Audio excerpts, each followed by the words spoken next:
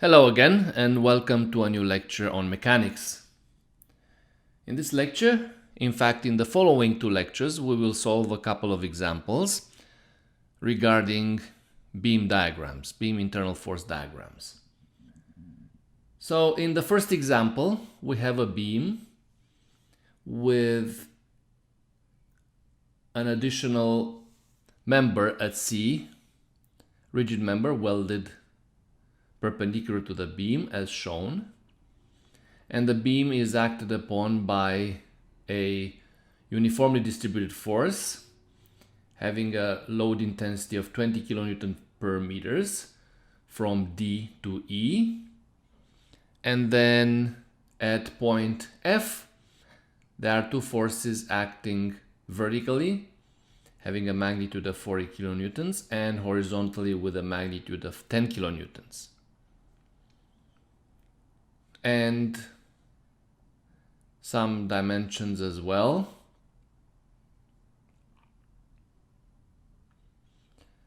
The attachment at C, CF, is 1.7 meters tall.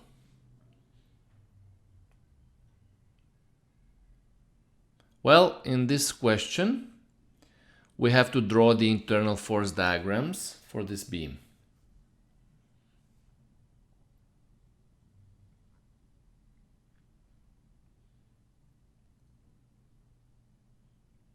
So, of course, the first step would be to draw the free body diagram of this beam in order to solve for the reaction forces at A, AX, and AY,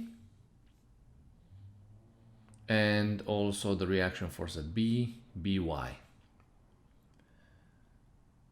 The other things we have to do is show the forces that act on the beam, and of course we will replace member CF, the attachment CF, and we will move the two forces acting at F to point C. The 40 kilonewtons force can be slid downwards, no problem about that, but the 10 kilonewton force, we are changing its line of action, so therefore we have to add an additional moment to compensate for that change, and the magnitude of this moment is 17 kilonewton meters, the magnitude of force times the distance from F to C.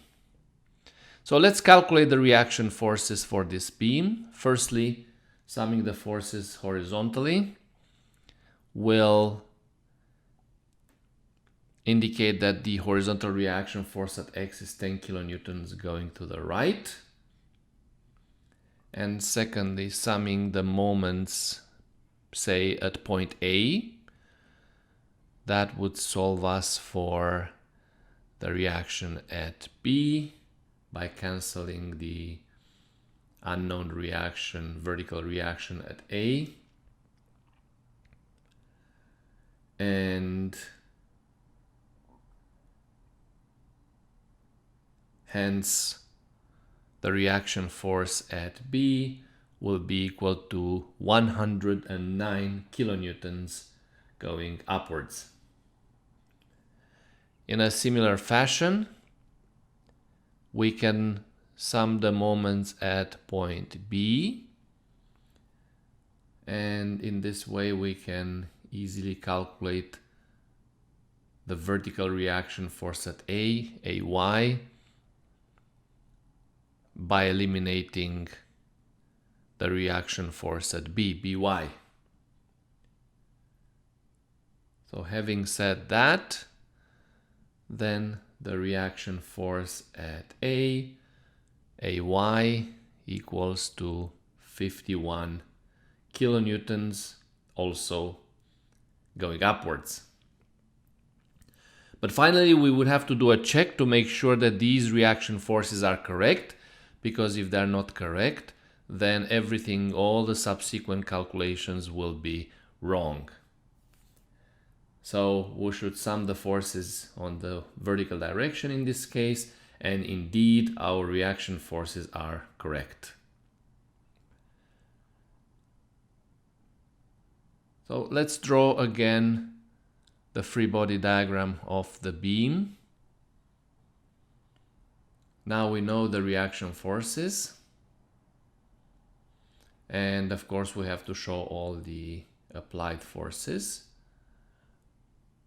at C, including the moment, 17 kilonewton meters.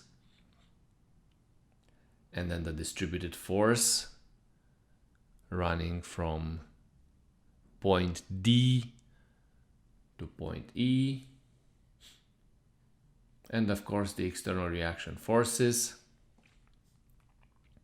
10 kilonewtons horizontally at A, 51 kilonewtons vertically at A, as well as 109 kilonewtons vertically upwards at B. We have to show the dimensions as well, again. And then, if we look carefully at this free body diagram, we see that we have a concentrated moment at point C, and we need to determine the influence of that concentrated moment on the internal force diagrams. So what we will do next is cut the beam just to the left of point C, and then subsequently we will do another cut just to the right of point C. But for the left of point C, if we now draw the free body diagram of one of the resulting parts of the beam, so I'm going to select part AC. As you can see, the only forces that act on it are the reaction forces at A plus the internal forces at C, shown of course with their positive directions.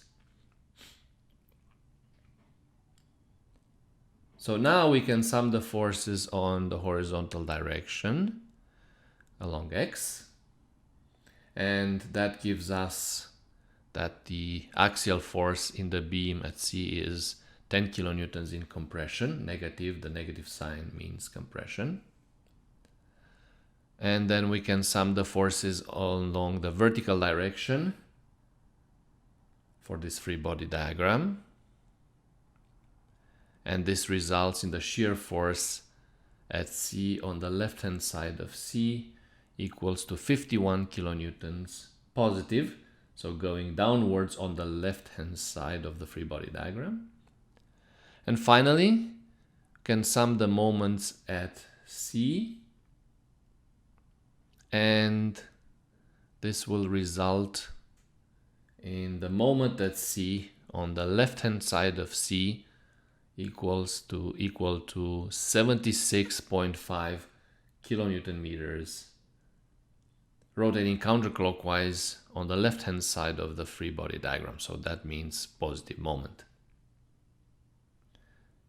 Now, as mentioned, a second step would be to cut just to the right of C and draw again another free body diagram, which would be similar to the one that we drew previously, but now we will include the two forces acting at C, 40 kilonewtons and 10 kilonewtons in magnitude, as well as the moment applied at C, 17 kilonewton meters. Again, the internal forces, axial force, shear force, and bending moment, shown with their positive directions. And now all we have to do is, again, write the three equations of equilibrium. Firstly, sum of the forces along X equals 0 gives us the axial force to the right of C of 0 kilonewtons, so no more axial force. Sum of the forces in the vertical direction along Y indicates a shear force of positive 11 kilonewtons, so going downwards on the left hand side of the free body diagram. And sum of the moments at C will result in a moment at C on the right hand side of C of 59.5 kilonewton meters positively, so rotating counterclockwise on the left-hand side free body diagram.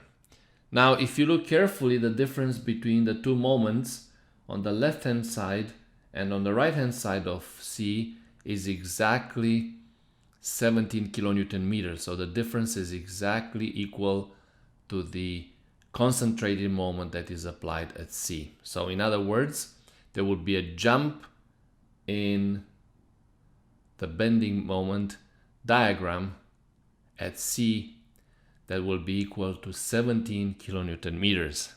So we have to remember that.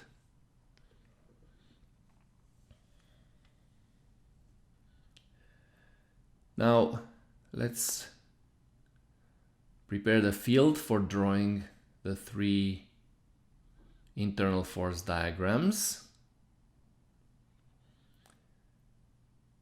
So of course the top one will be the diagram for axial force in kilonewtons, positive values indicating tension, negative values indicating compression. The shear force also in kilonewtons, positive shear, negative shear, and the bending moment in kilonewton meters, positive bending moment, beam sagging, negative bending moment, meaning that the beam is hogging. The easiest way to draw is the axial force diagram, and we concluded that from A to C the member is in compression, 10 kilonewton force axial force, and all the rest of the beam has no axial force from C to E. Secondly, for the shear force diagram, we start at 0, and then from A to C the shear force is 51 kilonewtons. At C we have a drop of 40 kilonewtons, so from C to D the shear force is plus 11 kilonewtons. And then onwards from D to B, the shear force is decreasing with a slope equals to a negative of the distributed load. So the slope is minus 20 kilonewton per meters, ending at negative 69 at B. And then at B, due to the reaction force at B, we have a jump upwards to 40 kilonewtons, a jump of 109 kilonewtons. And then we continue with a slope of 20 kilonewtons per meter, and we end up again at 0 at point E. And this is how the shear force diagram looks like. Again, we can show little arrows to indicate the jumps up, 51 up at A, 40 down at C, and then another jump up of 109 kilonewtons at B. And of course, we start from 0 and we must end up at 0. Then the slope of the inclined portion of the diagram is, as I mentioned, negative 20 kilonewton per meter. So these two inclined lines are parallel to each other. Finally, with regard to the bending moment diagram, this beam is pinned at A and has a free end at E. So that means that the bending moment at the ends, the values of the bending moment at the ends are both 0. Now, from our previous calculation, the moment at C is 76.5 kilonewton meters on the left hand side at C and 59.5 kilonewton meters on the right hand side of C. The variation of the moment, the slope of the moment, is positive from A to C and also positive, but having a smaller magnitude from C to D. And since the shear force between these two zones is constant, then the bending moment is linear. However, from D to B, we have a parabolic shape because the shear force is linear. And same from B to E. Since the shear force is positive at D, we start with a small positive slope, and then the slope decreases until a very steep negative slope at B. Then we have a sudden change in slope. The slope suddenly becomes positive and it decreases back to 0 at E. Now, to calculate the rest of the values, we have to determine the change in moment from C to D. So the change in moment, which equals to the area under the shear force diagram. So that leads to a value of 76 kilonewtons or kilonewton meters at point D. Now at the new point G here, where the shear force equals to 0, which is a distance x to the right of point D, the moment will have a local maximum. So we need to determine the location x by similar triangles from the shear force diagram. And x is equal to 0.55 meters. Therefore, we can now calculate the change in moment from D to G as being equal to the area under the shear force diagram. So mg minus md equals to the area of the little triangle between D and G. So therefore, the maximum moment at G, its magnitude will be equal to 76 plus 3. That's about 79 kilonewton meters. Then we apply the same procedure to determine the moment at B by calculating the change in the moment from G to B. So this is now equal to the area under the shear force diagram between G and B. And if we perform these calculations, then the moment at B will be equal to negative 40 kilonewton meters.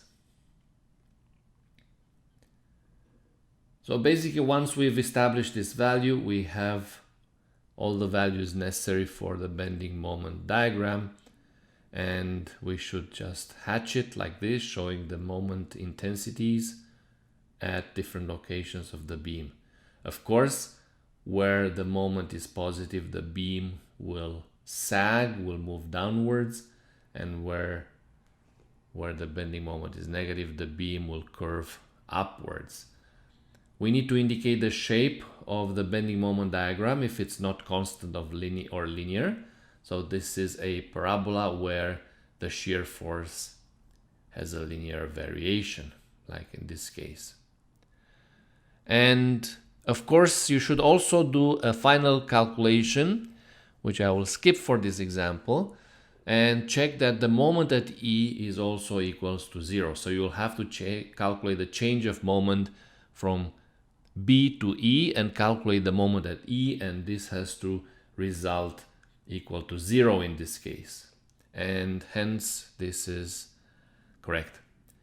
The slopes of the moment diagram are equal to the values of the shear force. So you can see positive slope from A to C and from C to D, but smaller from C to D because the shear force value is smaller. Horizontal slope at G, where the moment is maximum. Very steep negative slope at B.